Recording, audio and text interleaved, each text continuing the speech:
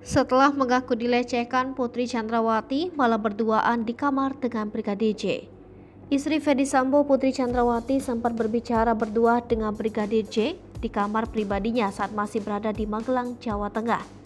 Pembicaraan empat mata itu terjadi setelah Putri Chandrawati mengaku sempat dilecehkan oleh Brigadir J pada hari yang sama.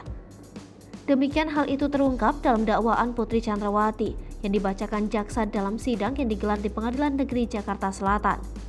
Setelah diperintah Putri Chandrawati, Bribka Riki Rizal tak langsung memanggil Brigadir J. Ajudan Ferdy Sambo itu terlebih dahulu mengambil senjata api dan senjata laras milik Brigadir J yang berada di lantai 1. Dua senjata api tersebut lantas diamankan oleh Bribka Riki Rizal, kemudian disimpan di kamar anak Ferdy Sambo yang berada di lantai 2 rumah tersebut. Usai mengamankan senjata itu, Bribka Riki Rizal menemui Brigadir J yang saat itu sedang berada di luar rumah. Bribka Riki mengajak Brigadir J untuk masuk ke dalam rumah karena dipanggil oleh Putri Chandrawati. Ketika itu Brigadir J sempat menolak, namun Bribka Riki membujuknya hingga akhirnya Brigadir J bersedia menemui Putri Chandrawati di dalam kamar yang berada di lantai 2. Setelah keduanya sedang berbicara, Bribka Riki Rizal memilih meninggalkan mereka berdua di dalam kamar pribadi Putri Chandrawati. Setelah itu Brigadir J keluar dari kamar Putri.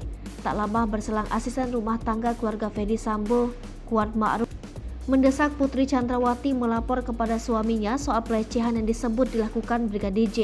Padahal kata jaksa, ketika itu Kuat Ma'ruf belum mengetahui pasti kebenaran mengenai pernyataan Putri Chandrawati mengenai pelecehan. Lalu pada malam harinya Putri memutuskan mengadukan ke Ferdy Sambo lewat telepon yang posisinya sudah berada di Jakarta.